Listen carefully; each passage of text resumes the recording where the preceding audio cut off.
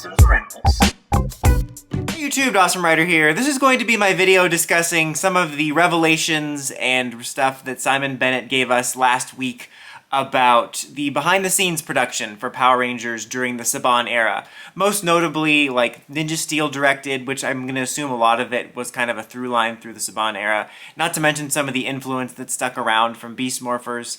A little bit late talking about this, but it came out at the end of last week, and I had other videos in the pipeline, and then the weekend was kind of busy. But I wanted to address it because there's interesting stuff to talk about with it. And a lot of this stuff we kind of already knew because I think that, if I remember right, he's alluded to it or talked about it in the past. We've also heard some other stuff from behind the scenes, and I think even Chip Lynn mentioned something similar at a panel somewhere. I don't remember if it was Morphicon or not, but I'm not going to read them verbatim.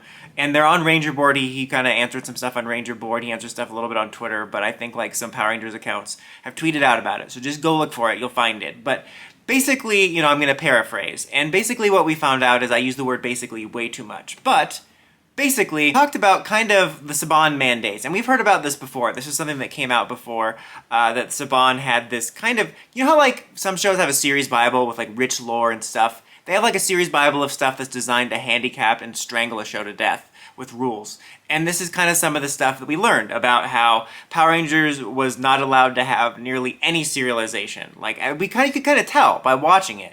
You know, obviously it had some ongoing stories, but they were severely restricted on having ongoing storylines. Every episode had to be self-contained.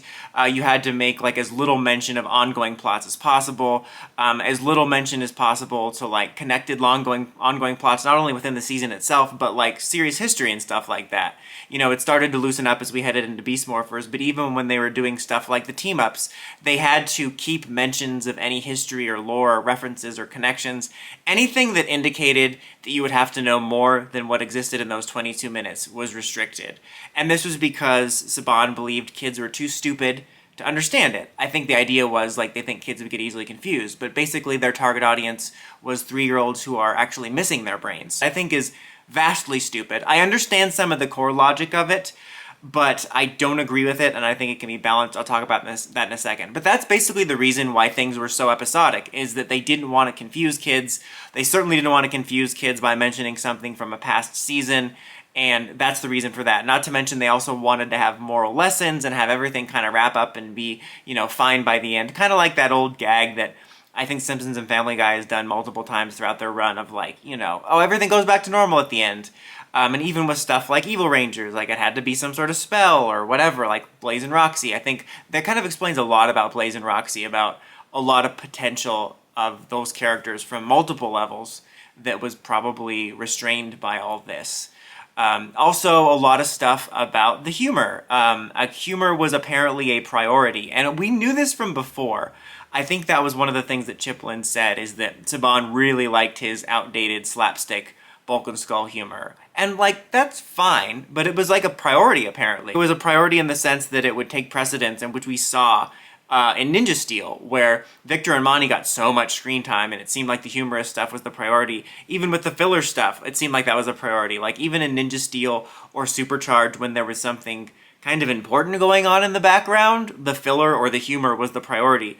And it was not only a priority to the degree that it was taking the focal point in the show, but apparently they had like consultants there to work on it, and consultants on like the fart sounds and like sampling fart sounds to get a wide array. Like that sounds like a joke. It sounds like an April Fool's video, but like I feel like that can really just sum up the Neo Saban quality, like in that era, was that they had like fart consultants, like seriously. A lot of this stuff has been kind of known before, you know, that they didn't want to have too much serialization, they want moral of the day.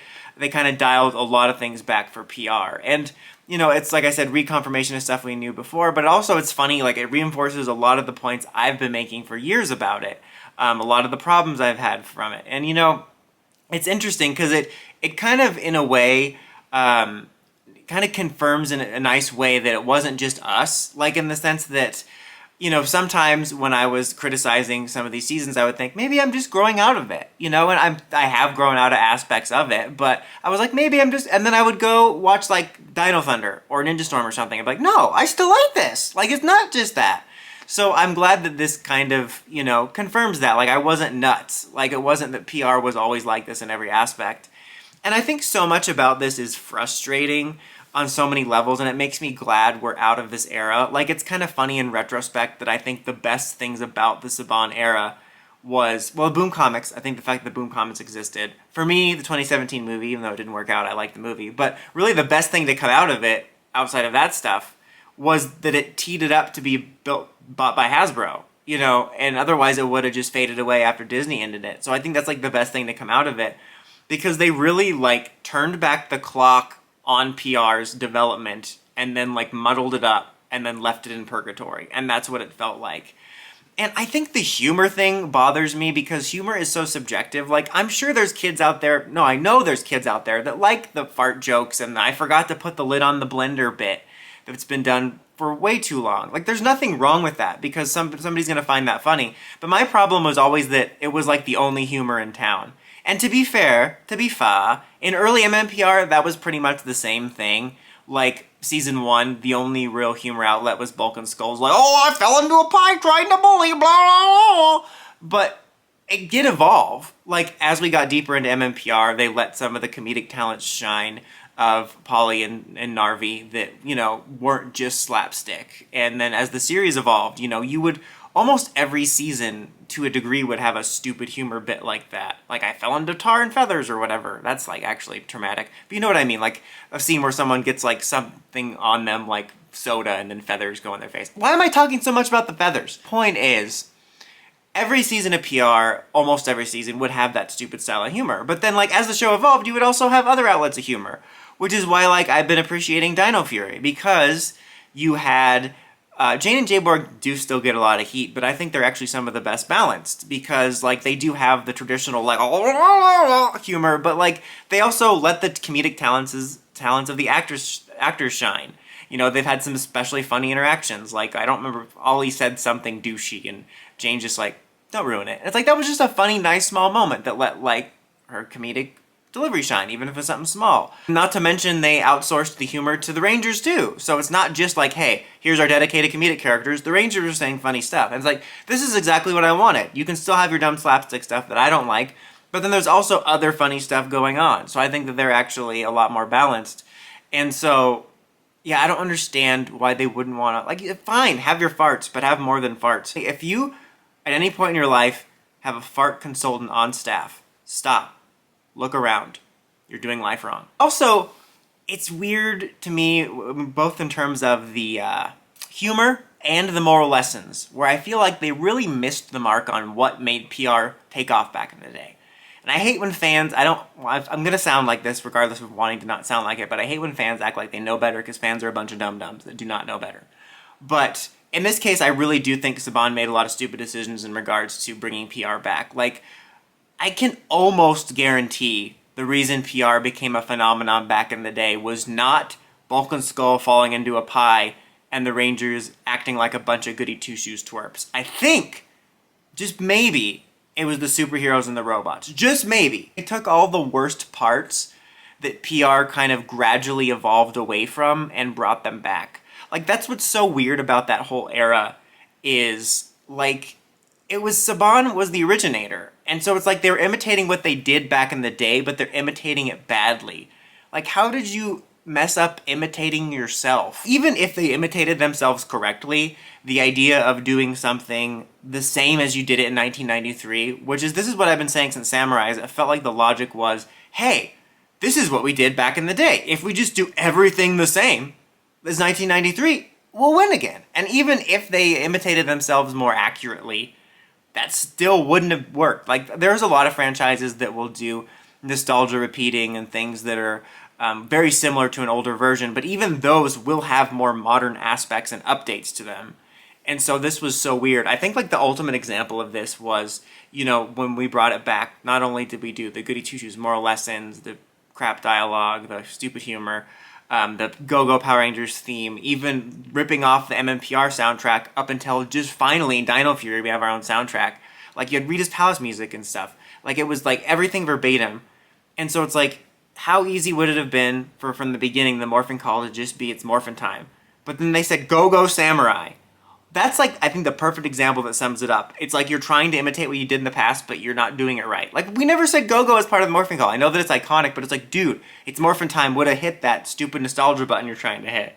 So I think the logic behind all of that was just stupid. The idea that you do everything the same. And it was, I think for me, it was ultimately that era very disheartening because it came to a point where I didn't even care so much that the show wasn't appealing to me. I was just very upset by the logic of what they were going for in regards to repeating the 90s. And also, it was like PR, like I said, it evolved. And it was never going to keep evolving until it went from like mmpr season 1 to Game of Thrones or something. But it evolved to something I've said multiple times in different videos, is that I think between about In Space through RPM, there were ups and downs in quality and maturity, but I think it achieved as close as you're going to get, or as close as we've gotten to a perfect maturity level in terms of it was enjoyable to the target audience that Saban's going after, but it was also enjoyable to older kids and obviously older fans. PR is a show that's like doesn't have a very wide appeal to older fans. It's very niche, but it was appealing from like their target audience. So I would say maybe about like 11, 12 and some teenagers that are pretending they're not watching it. And that was perfect. And I never understood. That's what upset me the most. Is like, I don't even care that this doesn't appeal to me. Why as a business do you not want to appeal to a wider audience? Because you can still have your main target audience be this young range, but you can also get like a nice chunk secondary audience of this older range. They wanted the show to be disposable so that it's a show you grow out of and not up with. And I just didn't understand why they wouldn't want that, because PR had sustained itself for years with a formula where it appealed to more than the preschool gang, basically. And I just didn't understand why they wanted to do that. It made no sense to me. And it was disheartening to see that Power Rangers had been evolved and got knocked all the way back to the starting line, even past the starting line, to like the negative numbers.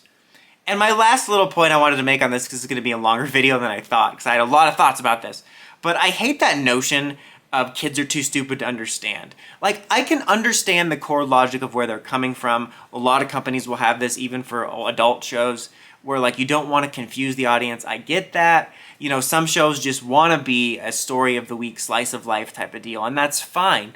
But I think the notion that kids are too stupid to understand is stupid, because there are so many shows for all ages that are able to be appealing to the point where you could flip it on right now as a rerun and enjoy it. And there'll be things in it that you're not going to understand, but it doesn't impact your enjoyment of that episode. But if you decide to dive into the show, you're going to be rewarded with all these other connections. And there's so many easy ways to do that, where you can make something that's appealing in the moment, but also appealing on a larger scale. I mean, just the fact that they were afraid of even referencing something in a kind of like in passing way is stupid to me.